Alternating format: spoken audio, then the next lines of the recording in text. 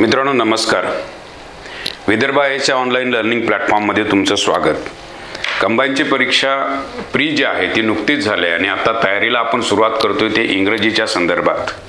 50 मार्काला जे इंग्रजी आहे त्याची स्ट्रॅटेजी काय असावी, प्रश्न कसे विचारले जातात, पाठीमागच्या प्रश्नपत्रिकांचा आढावा ज्यावेळा घेतो त्यावेळा एक गोष्ट मित्रांनो तुमच्या लक्षात आली असावी. ते प्रश्नही मी तुम्हाला या ठिकाणी दाखवणार आहे की कशा पद्धतीचे प्रश्न ते आहेत. एकतर व्होकॅबचा भाग जो आपण शाळा कॉलेजमध्ये कधीही त्याची तयारी केलेली नसते आणि त्या संदर्भात प्रचंड आणि त्याचं वेटेज जे आहे मित्रांनो ते 40 ते 60% पर्यंत व्होकॅबचं वेटेज आहे. मग त्याच्यामध्ये इडम्स आहेत, फ्रेजेस आहेत, synonyms, antonyms, one word substitute, okay, अशा बऱ्याच गोष्टी मित्रांनो तुम्हाला बघायला मिळतील की ज्याची तयारी आपल्याला परीक्षेच्या आधी किमान 1 महिना 1.5 महिना व्यवस्थित करणं अपेक्षित आहे. आणि त्या संदर्भात आपण सगळ्या गोष्टी दररोज व्हिडिओच्या माध्यमातून दररोज बघत जाणार आहोत की कशा पद्धतीने आपण व्होकॅब तयारी करू शकतो.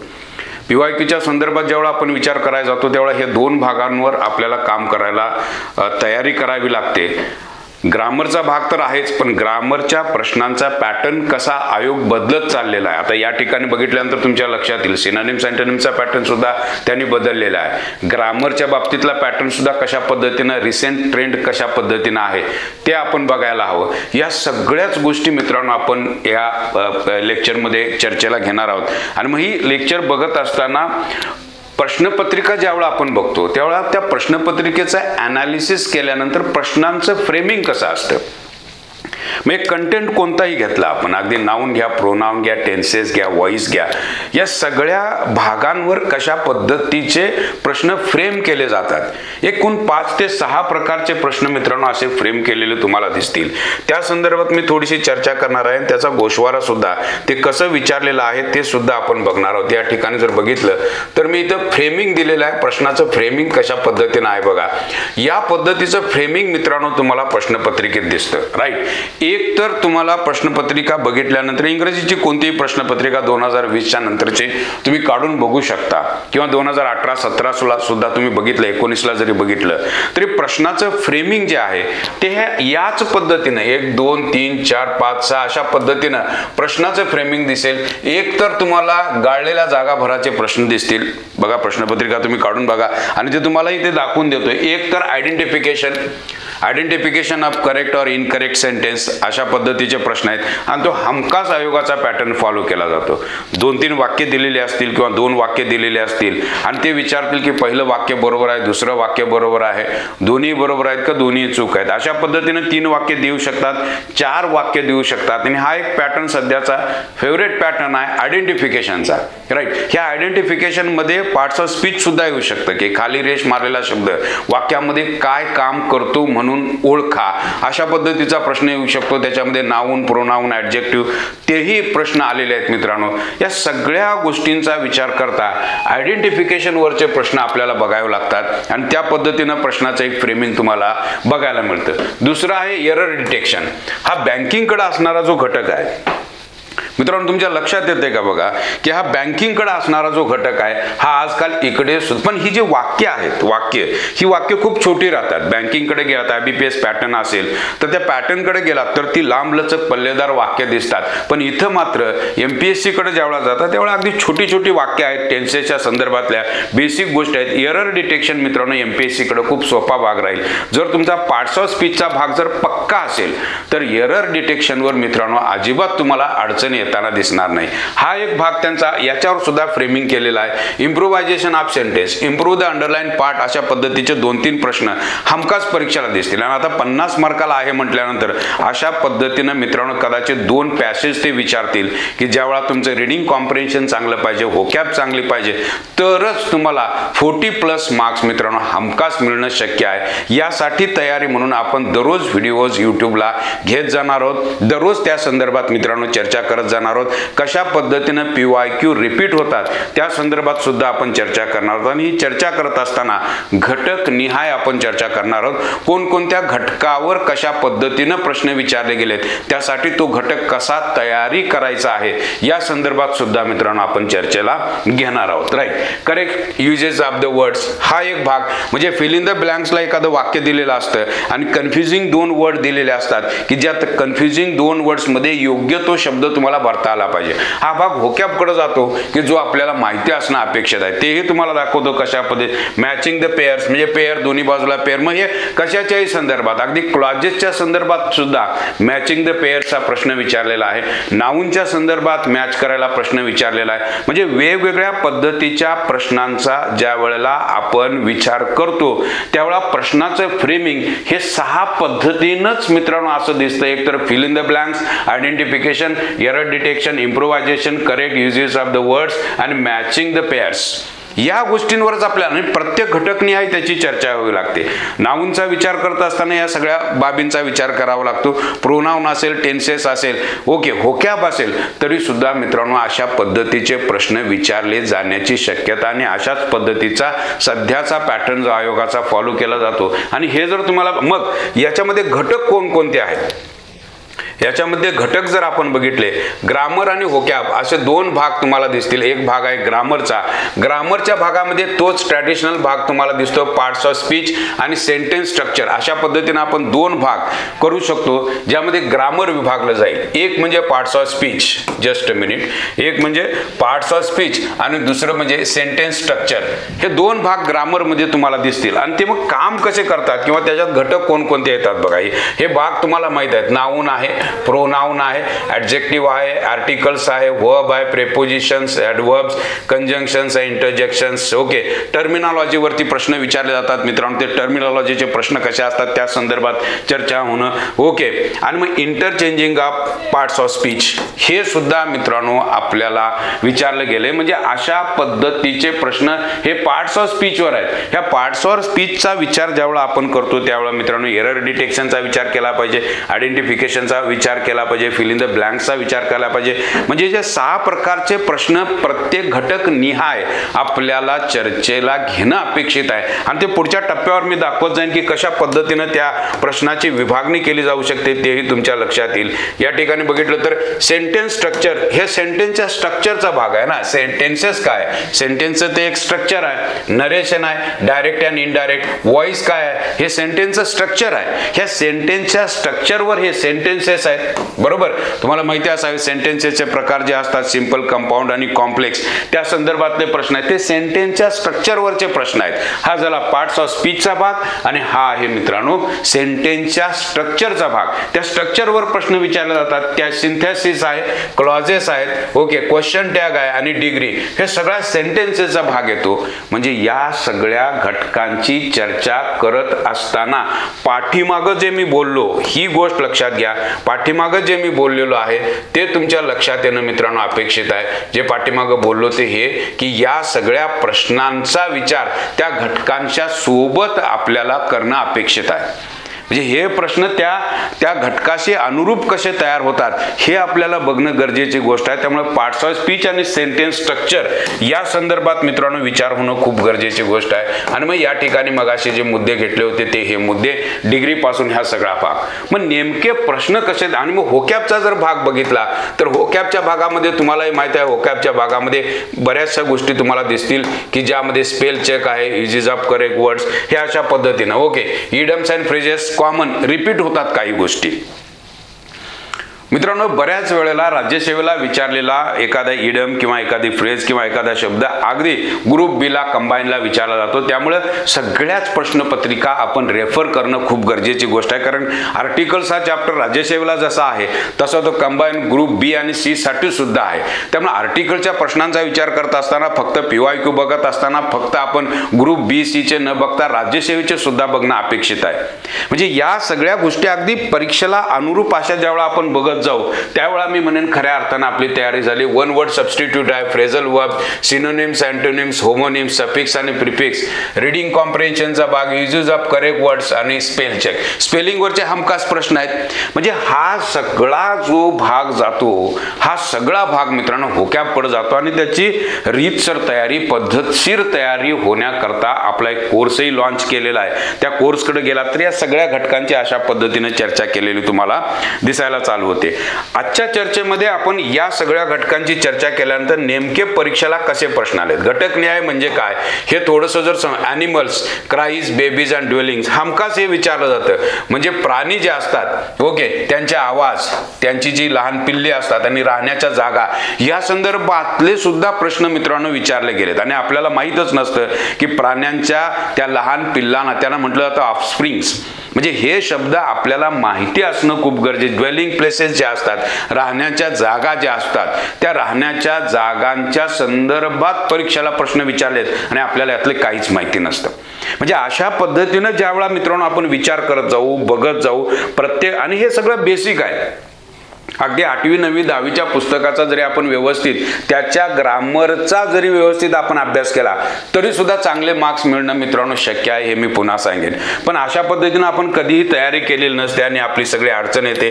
काही प्रश्नांची चर्चा आपण करू म्हणजे तुमच्या लक्षात येईल की कशा पद्धतीने या ठिकाणी प्रश्न विचारलेला आहे. बघा, प्रश्न जर वाचून बघितला तर तुमच्या लक्षात येते, read the following sentence carefully and answer the given question. The captain and coach of the hockey team attended the press conference. What is the status of captain and coach in the sentence? 4 options are there. 4 पर्याय मित्रांनो तुमच्याकडे आहेत. आणि मग याचं उत्तर देण्याकरता तुमच्याकडे लॉजिक पाहिजे की हा नेमका जो प्रश्न आहे, मी काय बोलतोय बघा, हा जो नेमका प्रश्न जो विचारलेला आहे तो नेमका कोणत्या घटकावर विचारलेला आहे चटदिशी. म्हणजे 10 सेकंदाच्या आत मित्रांनो तुम्हाला हे समजणं अपेक्षित आहे की हा नेमका प्रश्न कोणत्या घटकावर विचारलेला आहे. 10 सेकंदाच्या आत वाक्य वाचून बघितल्या हे तुमच्या लक्षात यायला पाहिजे. The captain and coach of the hockey team attended the press conference. What is the status of captain and coach. Okay, ह्या कॅप्टन आणि कोचचा त्यांनी स्टेटस विचारलेला आहे, हे काय आहे विचारले. आणि मग इथं तुम्हाला विचार करत असताना एक बेसिक गोष्ट तुमच्या लक्षात यावी लागते, घटक तुमच्या चटदिशी लक्षात यावं लागते. इथं जर तुम्ही या ठिकाणी जर बघितलं तर आर्टिकलचा वापर या ठिकाणी केलाय, कोचच्या अलीकडे आर्टिकल वापरलेलं नाही. म्हणजे हा जो घटक आहे, हा घटक जो आहे तो म्हणजे मित्रांनो आर्टिकल्स. म्हणजे आर्टिकल्स विषयी जर मला व्यवस्थित माहिती असेल, मी काय बोलतोय बघा, आर्टिकल्स विषयी जर मला व्यवस्थित माहिती असेल तर या प्रश्नाचं उत्तर देता येईल. मग आर्टिकलचा हा भाग आपल्याला माहिती आहे का, प्रोफेशन दाखवणारे शब्द असतील किंवा डेझिग्नेशन दाखवणारे शब्द असतील तर अशा वेळेला आर्टिकलचा वापर करत असताना काळजी कुठे घ्यायची असते, तर मुद्दा असा असतो मित्रांनो की जर ह्या दोन्हीही ठिकाणी आर्टिकल लावलेलं असेल, म्हणजे कॅप्टनच्या पाठीमागं द आणि कोचच्या पाठीमागं हे द, तर त्याचा अर्थ होतो की त्या व्यक्ती भिन्न आहेत. आणि जर एकेच ठिकाणी जर आर्टिकल असेल तर ती व्यक्ती एकच आहे असा त्याचा अर्थ होतो. म्हणजे मी असं म्हणालो, द मॅनेजर, बघा, the manager and the chairman, याचा अर्थ मित्रांनो असा होईल की जी व्यक्ती मॅनेजर आहे ती व्यक्ती चेअरमन नसून ह्या व्यक्ती ज्या आहेत ह्या व्यक्ती भिन्न आहेत, 2 व्यक्ती आहेत, the manager and the chairman. पण जर मी असं म्हणालो, तुमच्या लक्षात येतंय का बघा, जर मी अशा पद्धतीनं हे वाक्य थोडंसं मी इथं असं लिहिलं की द मॅनेजर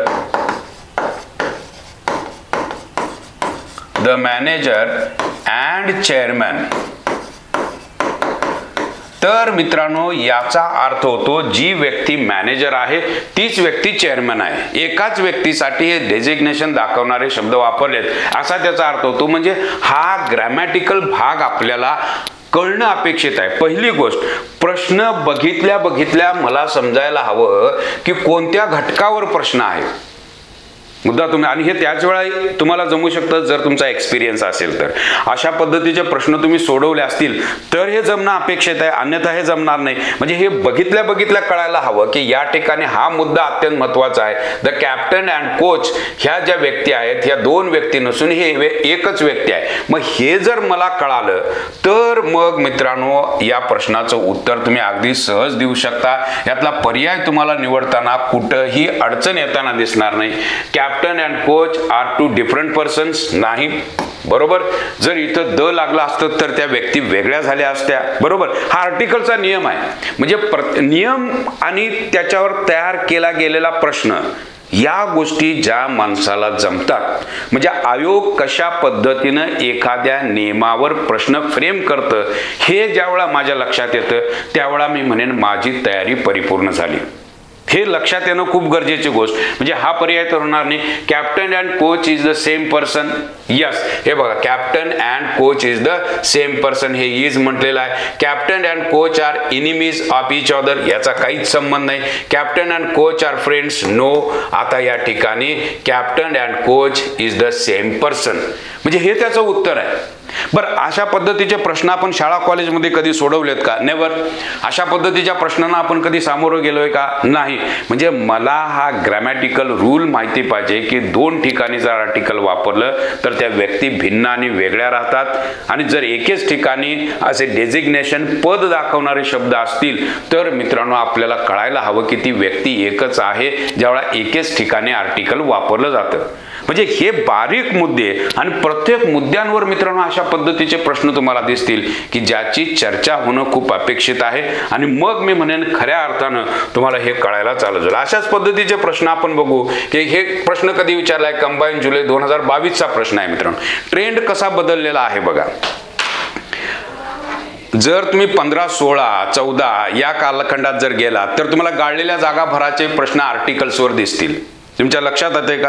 राईट. आर्टिकल्सवरचे प्रश्न हे गाळलेल्या जागा भराचे दिसतात, म्हणजे अँड द वापरा. इथं तसं केलंच नाही, त्यांनी वेगळाच प्रश्न तयार केला, आणि अशा पद्धतीनं आपण सरावलेलो नसतो, अशा पद्धतीच्या वाक्याच्या रचनेंना आपण सरावलेलो नसतो, आणि हा गाभा मित्रांनो अत्यंत महत्त्वाचा आहे.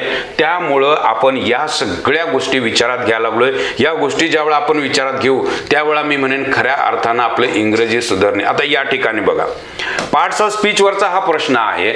The underlined word in the given sentence is, notwithstanding the late hour, she attended the meeting as scheduled. आता या ठिकाणी विचारलंय की हा जो भाग आहे अंडरलाईन केलेला, हा नेमका भाग काय आहे? तुम्ही याचं उत्तर काय द्याल?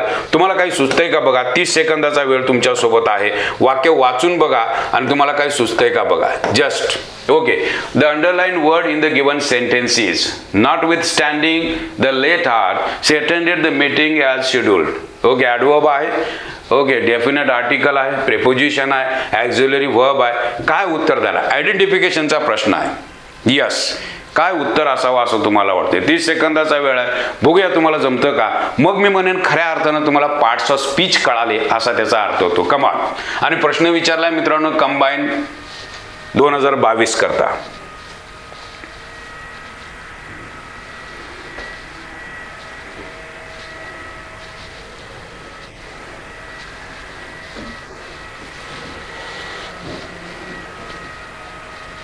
मित्रांनो ज्याचं बेसिक पक्का आहे, बेसिक, त्याला या प्रश्नाचं उत्तर अगदी सहज येईल. बेसिक मात्र यासाठी आपलं पक्का असणं खूप गरजेची गोष्ट. हा शब्द त्याने विचारलेला आहे. राईट. ओके. नॉट विथस्टँडिंग हा शब्द त्याने विचारला. आता हा शब्द विचारल्यानंतर आपल्याला कळायला हवं समोर काय आलंय बघा. द लेट आर, हे काय आहे? नाउन. बरोबर. इथं मला एक गोष्ट कळाली की समोर आलेला शब्द काय आहे? नाऊन आहे. ओके. समोरचा शब्द जर नाऊन असेल तर पाठीमागं आलेला शब्द काय असतो? हे बेसिक ज्याचं पक्का आहे त्याला मित्रांनो कळणं खूप सोपं जातं. बघा मी असं म्हणालो की she said to Rohan. She said to Rohan. किंवा मी असं म्हणालो दे सेड टू अस. किंवा मी असं म्हणालो रोहन वेंट विथ फादर. मी असं म्हणालो लुक ॲट सीमा. इथे एक बेसिक गोष्ट मित्रांनो दडलेली आहे. ही बेसिक गोष्ट जर तुम्हाला माहिती असेल तर या प्रश्नाचं उत्तर अगदी सहज येतं. या ठिकाणी जर तुम्ही बघितलं, मुद्दा काय आहे बघा. या ठिकाणी जर मित्रांनो तुम्ही बघितलं तर या ठिकाणी असं दिसतंय, हे टू दिसतंय. ओके. हे टू आहे, हे विथ आहे, हे ॲट आहे. बरं या शब्दांना काय म्हटलं जातं? या शब्दांना म्हटलं जातं मित्रांनो प्रिपोजिशन. या शब्दांना म्हटलं जातं मित्रांनो प्रिपोजिशन. आणि प्रिपोजिशन नंतर समोर येणारा शब्द नाऊन तरी असू शकतो किंवा तो प्रोनाऊन तरी असू शकतो. बघा तुम्ही, म्हणजे हे बेसिक मला माहित पाहिजे ना. ही बेसिक गोष्ट जर मला माहिती असेल तर 100% या प्रश्नाचं उत्तर येऊ शकतं. Rohan is a noun, us is a pronoun, father is a noun आणि सीमा इज अ नाऊन. ही सगळी preposition. At is a preposition, with is a preposition, two is a preposition. म्हणजे ही गोष्ट अत्यंत नॉट विथ स्टँडिंग हे मित्रांनो, हे द लेट आवर, ओके, हे the आहे, हे आर्टिकल आहे, आर्टिकलच्या समोर नाऊन येतं म्हणजे हे नाऊन आहे. म्हणजे हे काय असणार आहे तर मित्रांनो, हे असणार आहे प्रेपोजिशन. आयडेंटिफिकेशनचे वरचे प्रश्न सोडवत असताना जर बेसिक गोष्टी जर अशा पद्धतीनं मला माहिती असतील आणि बेसिक गोष्टींकडं जर आपलं असं लक्ष असेल तर मित्रांनो, अशा पद्धतीच्या प्रश्नांची उत्तरं अगदी सहज पद्धतीने देऊ शकतो. म्हणून मी सतत सांगतो, म्हणजे पाठचा स्पीच करायला पाहिजे, पण ते पाठ करून चालणार नाहीत. प्रॅक्टिकली कसे प्रश्न विचारले जातात, खरोखरच तुम्हाला काही आकलन झालेलं आहे का हे बघायला पाहिजे. आणि या गोष्टी ज्या वेळेला मित्रांनो लक्षात येतील त्यावेळेला अशा पद्धतीच्या प्रश्नांची उत्तरं देण्याकरता वेळ सुद्धा लागणार नाही आणि अशा पद्धतीने आपण उत्तर अगदी सहज काढू शकतो. प्रश्न काय आहे बघा, कंबाईन जुलै 2022 करताचा हा प्रश्न आहे आणि प्रश्नाचं उत्तर काढायचं आहे तुम्हाला. साधा प्रश्न आहे, सो दॅट. आणि हा प्रश्न कशावर विचारलाय बघा, read the sentence carefully and identify what kind of conjunction the underline word is. कोणत्या पद्धतीचं कंजंक्शन आहे. आता हा प्रश्न बघितल्यानंतर मित्रांनो तुम्हाला सर्वात महत्वाची गोष्ट लक्षात यायला पाहिजे की बरेचसे प्रश्न जे असतात ते क्लासिफिकेशनवर विचारले जातात. कारण प्रत्येक गोष्टीचं क्लासिफिकेशन होतं. बघा मी काय बोलालोय, आर्टिकल्स घेतला तर त्याचं क्लासिफिकेशन होईल, definite article, indefinite article. Noun घेतला तर त्याचं क्लासिफिकेशन होईल, proper noun, common noun, material noun, abstract noun, असं क्लासिफिकेशन होईल. प्रोनाऊन घेतला तर त्याचं क्लासिफिकेशन पर्सनल प्रोनाऊन आहे, ओके, डेमॉन्स्ट्रेटिव्ह प्रोनाऊन आहे. ॲडजेक्टिव्ह घेतला तर त्याचं क्लासिफिकेशन आहे, ॲडवर्ब घेतला तरीही त्याचं क्लासिफिकेशन आहे, टेन्सेस घेतला तरीही त्याचं क्लासिफिकेशन आहे. प्रत्येक गोष्टीच्या क्लासिफिकेशनवर आपण लक्ष द्यायला पाहिजे. ही गोष्ट तुमच्या लक्षात आले का बघा. फक्त नाऊन शिकून चालणार नाही तर त्याचं क्लासिफिकेशन, फक्त ॲडजेक्टिव्ह शिकून चालणार नाही तर त्याचं क्लासिफिकेशन, फक्त डिग्री शिकून चालणार नाही तर त्याचं classification, positive degree, comparative degree, superlative degree, हे क्लासिफिकेशन म्हणता येईल. म्हणजे प्रत्येक प्रश्न मित्रांनो असा क्लासिफिकेशनवर विचारला जातो आणि हा प्रश्न कंजंक्शनच्या संदर्भातला सोपा प्रश्न की जो क्लासिफिकेशनवर विचारला गेलेला आहे. तुमच्या लक्षात आलंय का बघा. ओके, कंजंक्शन वरचा मित्रांनो हा प्रश्न आहे, राईट. आणि इथं त्यांनी विचारलंय की कोणत्या पद्धतीचं कंजंक्शन आहे. मित्रांनो या ठिकाणी कळायला पाहिजे सबऑर्डिनेट कंजंक्शन आहे हे आपल्याला कळायला पाहिजे. कंजंक्शनच्या प्रकारामध्ये कोऑर्डिनेट आणि सबऑर्डिनेट अशा पद्धतीची कंजंक्शन येतात. इथं को रिलेटिव्ह तर येणार नाही, कंपाऊंड तर होणार नाही, हे सबऑर्डिनेट कंजंक्शन आहे. 2022च्या प्रश्नपत्रिकेतल्या प्रश्नांची मित्रांनो आपण चर्चा करालोय, गोषवारा बघायला लागलोय कशा पद्धतीनं आयोग प्रश्न विचारतं आणि कशा पद्धतीनं क्लासिफिकेशनवरचे प्रश्न विचारले जाऊ शकतात. म्हणजे चर्चा करत असताना, प्रत्येक घटक बघत असताना, त्या घटकाची चर्चा करत असताना त्याचं क्लासिफिकेशन किती महत्वाचं आहे हे जर आपल्या लक्षात आलं तर मित्रांनो अशा पद्धतीच्या प्रश्नाचे उत्तर अगदी सहज देऊ शकता. आता या ठिकाणी त्यांनी काय केलंय बघा, the military is going to lay a trap to arrest the terrorists. The underlined form of the sentence above is used to convey. हे वाक्य नेमकं काय सांगतं, यातला अंडरलाईन केलेला भाग नेमका काय सांगतो, अशा पद्धतीचा हा प्रश्न आहे. Okay, intention to perform a certain action in the near future, planned action, action in remote future, a great probability. मित्रांनो हे तुम्हाला इज गोइंग टू ची रचना नेमकं काय सांगते हे माहिती पाहिजे. मला ते व्यवस्थित माहिती असेल तर या प्रश्नाचे उत्तर देता येतील. हे फ्युचर इंडिकेशन दिसतं आणि फ्युचर इंडिकेशन मध्ये नियर फ्युचर ज्यावेळा असतं त्यावेळेला ही रचना वापरली जाते. याचा अर्थ मित्रांनो असा होतो की याचं जे उत्तर आहे ते उत्तर मात्र मित्रांनो ए असायला पाहिजे आणि पर्याय तुमचा 3 नंबर येणार आहे. म्हणजे अशा पद्धतीची उत्तरं काढत असताना फक्त टेन्सेस शिकून चालणार नाही तर त्याचा गाभा, त्याचा मतलब, त्याचा अर्थ, वाक्य नेमकं काय दाखवतं त्याचे अर्थ आपल्याला समजून घ्यावे लागतात, प्रत्येक रचना आणि ती रचना नेमकी काय, आणि अशा पद्धतीचे प्रश्न हमखास परीक्षेला विचारले. अगदी 20 पासून हे सगळे प्रश्न विचारायला चालू झालेले आहेत. त्यामुळं टेन्सकडे बघत असताना, वाक्याच्या रचनेकडे बघत असताना त्या वाक्याचा नेमका अर्थ आणि ते नेमकं वाक्य काय दर्शवतं हे जर मला इंग्रजीमध्ये माहिती असेल तरच अशा पद्धतीच्या प्रश्नांची उत्तरं देता येणं शक्य होणार आहे, अन्यथा हे शक्य होणार नाही. हे बघा, या ठिकाणी सुद्धा अशा पद्धतीचा प्रश्न की जो प्रश्न तुम्हाला दाखवतो सब्जेक्ट वर्ब ॲग्रीमेंट. हा घटक तर तुम्हाला माहिती असावा की वर्बच्या संदर्भातला हा घटक आहे. कशाच्या संदर्भातला हा घटक आहे? प्रश्न बघितल्यानंतर मित्रांनो तुमच्या चट दिशे लक्षात यायला पाहिजे. वर्बच्या संदर्भात आणि प्रोनाउनचा आणि वर्बचा असणारा संबंध या संदर्भातला मित्रांनो हा घटक आहे. Choose the correct sentence. मगाशी बोललो होतो इनकरेक्ट और करेक्ट सेंटेन्सवरचे प्रश्न असतात.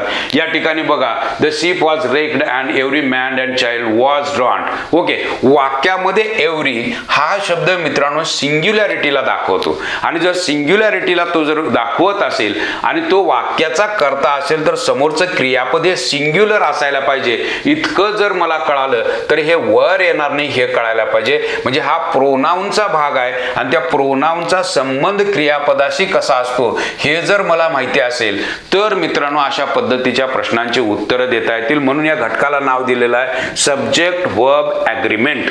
हा जो घटक आहे हा घटक परीक्षेसाठी अत्यंत महत्त्वाचा ठरतो.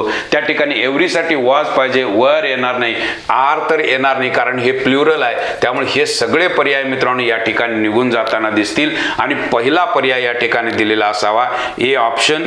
या ठिकाणी 4 नंबरचा ऑप्शन मित्रांनो ए आहे. हा ऑप्शन तुमचा बरोबर राहील. म्हणजे सब्जेक्ट वर्ब ॲग्रीमेंटचा आपला भाग पक्का पाहिजे. क्रियापद कर्त्याशी असणारा संबंध, कर्ता हा असतो कोण? एकतर नाऊन किंवा प्रोनाऊन कर्ता असतो. एव्हरी मॅन, आता हे मॅन या ठिकाणी आलेलं आहे. Every is a designation of singularity. Man is singular, child is singular. Okay, म्हणजे हे तुमच्या लक्षात यायला पाहिजे की अशा पद्धतीची वाक्य ज्यावेळा विचारली जातात त्यावेळी इथं सुद्धा बघा एव्हरी मॅन, वुमन, चाइल्ड हे सगळे शब्द सिंग्युलर वापरले, पण इथे घेतलेलं आहे ते म्हणजे वर, आणि हे वर चुकीचं आहे. म्हणजे अशा पद्धतीची वाक्य बघत असताना मला तो सब्जेक्ट वर्ब ॲग्रीमेंटचा जो भाग आहे आणि त्याच्याशी असणारे परस्पर संबंध जे आहेत ते आपल्याला माहिती पाहिजे. आता या ठिकाणी जर बघितलं तर अशा पद्धतीचे प्रश्न आपण कधीच बघितलेले नसतात. होकॅबचा भाग मित्रांनो अत्यंत महत्त्वाचा. 50 पैकी कमीत कमी प्रश्न 25 तरी प्रश्न फक्त होकॅबवर असतील की जे तुम्हाला synonyms, antonyms, homonyms, one word substitute, idioms, phrases, phrasal verbs, कित्येक गोष्टी मित्रांनो होकॅबवरती विचारण्यासारख्या असतात. आयोग सध्या होकॅबवर का भर देतं याचं कारण तुम्हाला सांगतो. कारण ग्रामरच्या भागामध्ये लिमिटेशन्स येतात. विचारून सगळे भाग गुळगुळीत झालेले असतात, पण होकॅबला मात्र मर्यादा नसते. आणि खऱ्या अर्थानं तुमचं इंग्रजी कसं आहे हे चेक करण्याची एकमेव की आहे की होकॅबवरचे प्रश्न विचारले की लगेच कळतं की तुमचं इंग्रजी कसं आहे. तुम्ही पाठ केलेलं आहे, तुम्ही पोपट आहात का खरोखरच तुमचं काही वाचन आहे हे जर बघायचं असेल तर होकॅबवरचे प्रश्न विचारले की आपली दांडी गेलेली असते, लक्षात ठेवा. त्यामुळे लक्षात ही गोष्ट असू दे की होकॅबवर कमीत कमी तुम्हाला 40 ते 50% प्रश्न होकॅबवरच दिसतील. त्यासाठी त्याची पर्टिक्युलर तयारी होणं आणि ती रिपीट होताना सुद्धा तुम्हाला दिसेल. हे शब्द सगळे रिपीट कोणत्या ना कोणत्या परीक्षेला. आता इथे वाक्य काय दिलं? Track led them to huddle up. Okay, out buildings. Okay, huddle. आता हडल हा शब्द आपल्याला काय गेलेला नाही. ओके, या ठिकाणी हे नाऊन म्हणून काम करायला लागले. आता बिल्डिंग्स तरी आपल्याला कळते. बिल्डिंगचं मिश्रण असतं क्लस्टर. ओके, अनेक बिल्डिंग ज्यावेळा एक ठिकाणी असतात त्यावेळेला त्याला म्हटलं जातं क्लस्टर. आणि ते क्राऊड सुद्धा असू शकते. ए बी हा पर्याय असायला पाहिजे. म्हणजे मला शब्द व्यवस्थित कळाला तर मित्रांनो अशा पद्धतीने ए बी हे उत्तर अगदी बरोबर येणार आहे. हे प्रश्न मित्रांनो हमखास, आणि हाही प्रश्न मित्रांनो 2022 करताच विचारला. हे थोडंसं चुकलेलं आहे. हे 2022 करताच मित्रांनो हा प्रश्न विचारला आहे. म्हणजे असे प्रश्न बघत असताना होकॅबचे प्रश्न रिपीट सुद्धा होताना मित्रांनो दिसतील की ते रिपीट होणारे प्रश्न सुद्धा आपल्याला बघावे लागतील. अँटोनिम्सवरचा प्रश्न कशा पद्धतीनं तयार केलेला आहे बघा. वाक्य बघितल्यानंतर तुम्हाला कळेल. Point out the sentence which has antonyms in them. म्हणजे असं वाक्य शोधा की ज्या वाक्यांमध्ये तुम्हाला एकमेकाच्या विरोधात शब्द दिसतील. त्याने असं नाही विचारलं की सिनोनिम्स द्या, अँटोनिम्स द्या. प्रश्नाचा पॅटर्न कसा बदलत चाललेला आहे बघा. एकाच वाक्यामध्ये विरोधाभास असणारे किंवा अँटोनिम्स असणारे शब्द तुम्हाला दाखवायचे आहेत, अशा पद्धतीच्या प्रश्नाची रचना आहे. आता पहिलं मग असे प्रश्न वाचण्याची आपल्याला सवय पाहिजे. एकतर आपलं वाचन नसतं, आपण कधीच वाचत नाही इंग्रजी, मग अशी लांबलचक वाक्य दिल्यानंतर आपण बघूनच घाबरून जातो की हे करावं काय. पण हे प्रश्न खूप सोपे राहतात मित्रांनो. थोडासा वाचनाचा सराव जर तुमच्या आयुष्यात इंग्रजीसाठी तुम्ही अवलंबला तर अशा पद्धतीच्या प्रश्नांची उत्तरं द्यायला मित्रांनो अजिबात तुम्हाला अडचण येणार नाही. पहिलं वाक्य बघा, याच्यामध्ये एकमेकाच्या विरोधात असणारे शब्द काही दिसतात का बघा. Many freedom fighters were condemned to live in the prison cell and die there only. आता बघा, या ठिकाणी तुम्हाला एक गोष्ट तुमच्या लक्षात यायला पाहिजे ती अशी, या ठिकाणी शब्द आलेला आहे लिव्ह, बरोबर, आणि दुसरा शब्द आलेला आहे डाय. ओके, जगणे आणि मरणे एकमेकाच्या विरोधात आहे. ए तर आपल्याला पाहिजेच पाहिजे, मग एचे ऑप्शन आपल्याला इथं 3 ऑप्शन्स दिसतात. म्हणजे अशा पद्धतीची प्रश्नाची रचना किती सुंदर केलेली आहे. वेगळाच प्रश्न त्याने तयार केला. सिनोनिम्स अँटोनिम्सवर अशा प्रश्नाची तयारी किंवा असा प्रश्न असू शकतो याची शक्यताही आपण कधी विचारात घेतलेली नसते, आणि नेमका असा प्रश्न आपल्याला दिसतो. त्यामुळे वेगवेगळ्या पॅटर्नचे प्रश्न आयोग कशा पद्धतीनं तयार करतं आणि त्या प्रश्नांना सामोरं जाण्यासाठी आपली काही मूलभूत तयारी आहे का, हा प्रश्न या ठिकाणी येतो. अवघड तर काही नाही, पण हे आपल्याला वाचताना कळालं पाहिजे की अशा पद्धतीचे प्रश्न विचारले जातात. We always praise her because she is blessed with 2 brilliant and beautiful daughters. आता ब्रिलियंट अँड ब्युटिफुल हे काय विरोधार्थी होत नाही, त्यामुळे बीचा ऑप्शन आपल्याला काढूनच टाकावं लागेल. त्यामुळे 1 नंबरचा ऑप्शन आपला निघून जाईल. म्हणजे आपल्याकडे एडी किंवा एसी हे 2 पर्याय आता तुमच्या सोबत राहतील की जो गोष्ट आपल्याला कळेल. राईट. आता बघा, a large stork at last caught hold of small frog. आता लार्ज, आता हे लार्ज आहे आणि हे काय सांगा, हे स्मॉल आहे. याचा अर्थ ए आणि सी, लार्ज आणि स्मॉल एकमेकाच्या विरोधात, अँटोनिम्स पाहिजे आहे. एसीचा पर्याय आपल्याला निवडावा लागेल, म्हणून या ठिकाणी मित्रांनो आपल्याला पर्याय घ्यावा लागेल तो म्हणजे एसी. प्रश्न कसे असतात, प्रश्नाचं फ्रेमिंग कसं असतं, परीक्षेला जाण्यापूर्वी या सगळ्या गोष्टी सांगायला लागलो. याचं कारण असं, वाचनाची सवय असणं ही गरजेची गोष्ट आहे. वाचनच माझं नसेल तर मित्रांनो हे वाचतानाच तुम्हाला अडचणी येतील आणि मग नेमकं कळणार नाही की प्रश्न. आता बघा, many unpleasant dreams haunted him till he became lunatic. काहीच गरज नाही याच्यामध्ये तुम्हाला विरोधार्थी, आणि 2च पर्याय दिलेले आहेत, त्यामुळे आपल्याला ते कळतं की अशा पद्धतीचे. आणि त्यांना असं नाही की तुम्हाला अडचणीत आणायचं आहे, प्रत्येक शब्द कळालाच पाहिजे अशी काय आयोगाची अपेक्षा नाही. Actually this is a foreign language, बरेचसे शब्द माहिती नसतात, पण किमान बेसिक गोष्टी तरी मला माहिती पाहिजेत. लार्ज हा शब्द आणि स्मॉल हा शब्द एकमेकाच्या विरोधात आहे एवढं तरी माहिती. आता लुनॅटिक आपल्याला माहितीही नसू दे ना, त्यामुळे काही फरक पडत नाही. पण मुद्दा हा आहे की या बेसिक गोष्टी जरी माहिती असल्या तरी सुद्धा उत्तर देता येणं शक्य आहे. त्यासाठी गरज आहे ती फक्त वाचनाची. आणि आय होप की ते तुम्ही कंटिन्यू कराल. आणि मी दररोज तुमच्यासोबत मित्रांनो यूट्यूबला असणार आहे. इथून पुढं दररोज अशा पद्धतीच्या प्रश्नांची चर्चा आपण करत जाणार आहोत विदर्भ IASच्या प्लॅटफॉर्मवर. ओके, पुढे गेल्यानंतर मित्रांनो अशाच पद्धतीचे प्रश्न कसे रिपीट होतात त्या संदर्भात मी बोलेन. कशा पद्धतीने प्रश्न आलेला आहे बघा. हा प्रश्न बघा. आता काय म्हटलंय, ऑब्स्टिनेट. ऑब्स्टिनेटचा अर्थ मित्रांनो आपल्याला माहिती पाहिजे. राईट. सिनोनिम विचारलंय, हट्टी असणे, आणि हट्टी असण्याला शब्द आहे मित्रांनो स्टबॉर्न. स्टबॉर्न म्हणजे हट्टी. ऑब्स्क्युअर हा शब्द बऱ्याच परीक्षांना विचारलेला आहे. अस्पष्ट असणे. डिटेस्ट म्हणजे एखाद्या गोष्टीचा तिरस्कार असणे. डी हा ऑप्शन असायला पाहिजे. म्हणजे या ठिकाणी आपल्याला दिसतं म्हणजे तो डी ऑप्शन. म्हणजे अशा पद्धतीचे प्रश्न सोडवत असताना त्या शब्दाचे अर्थ जर आपण बघत गेलो, आणि सगळे रिसेंटचे प्रश्न आहेत बऱ्याच वेळा असे. आता या ठिकाणी बघा, choose the correct phrase for expression and indication that something bad or difficult is about to happen. काहीतरी चुकीचं घडणार आहे, काहीतरी वाईट घडणार आहे अशी गोष्ट दाखवण्याकरता तुम्ही कोणती यातली इडम वापराल. बघा, आता हे माहीतच पाहिजे तर तुम्ही लाईन्स ऑन द पाम हे तर होणार नाही, लाईन्स ऑन द पाम, कारण याचा अर्थच निघत नाही. Writing on the wall he phrase मित्रांनो विचारले गेले, ते म्हणजे वनरक्षकला एक वेळा ही फ्रेज विचारले गेले.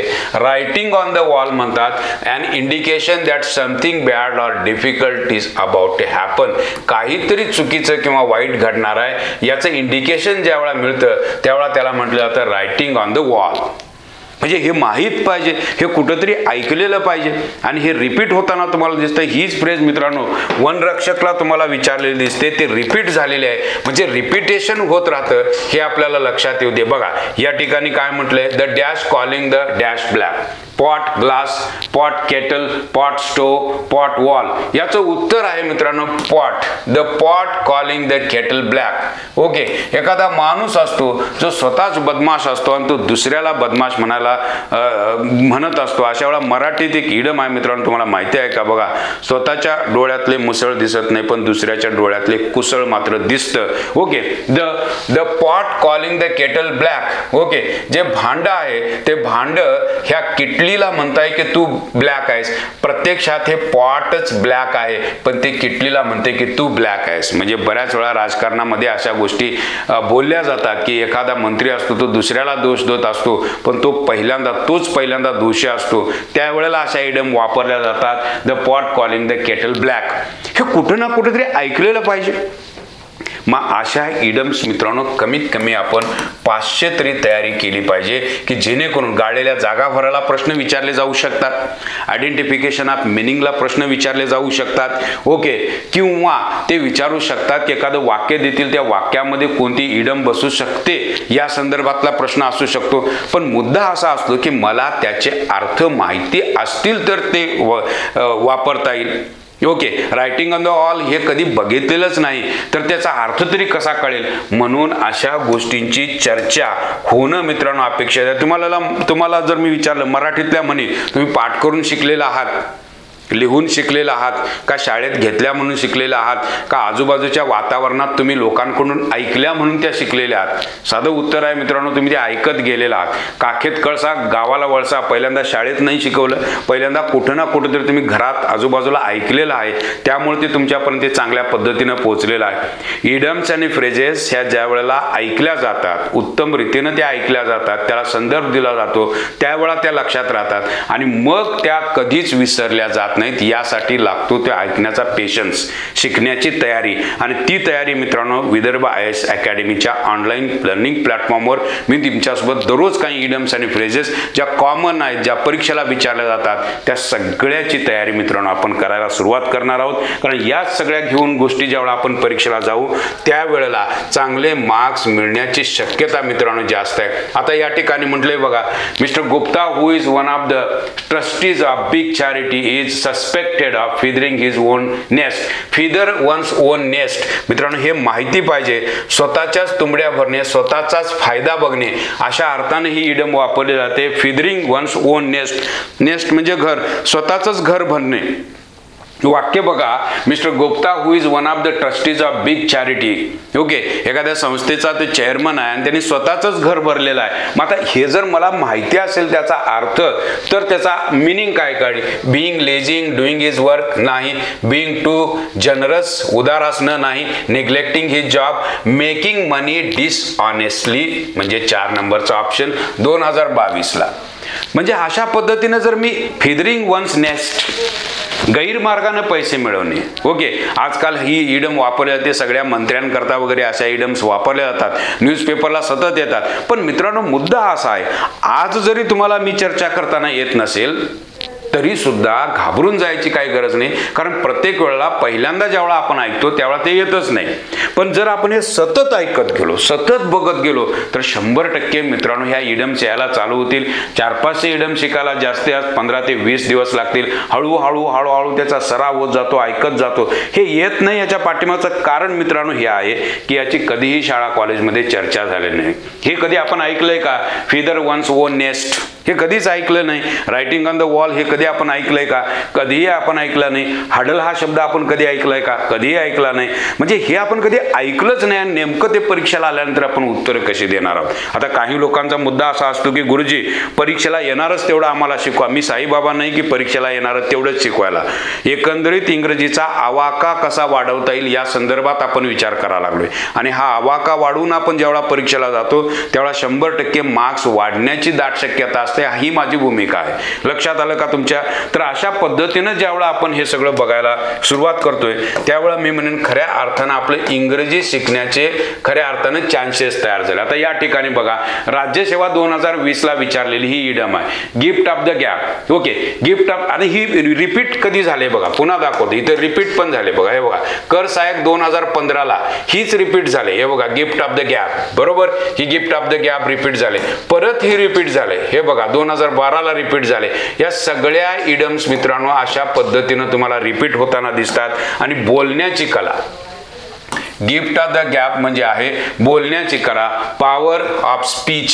ओके, पॉवर ऑफ लिसनिंग येणार नाही, रीडिंग येणार नाही, रायटिंग येणार नाही, पॉवर ऑफ स्पीच. आता हे जर तुम्ही 2020 ला विचारले, हीच फ्रेज मगाशी बोललो त्या पद्धतीनं वेगवेगळ्या परीक्षांना मित्रांनो विचारले गेले ते आपल्याला माहिती पाहिजे. या ठिकाणी विचारले you should be salesman, you have the gift of 2015 ला gift of gap, good personality, acting, speaking. इथं सांगायची गरज नाही, उत्तर येणार आहे टॅलेंट ऑफ स्पीकिंग.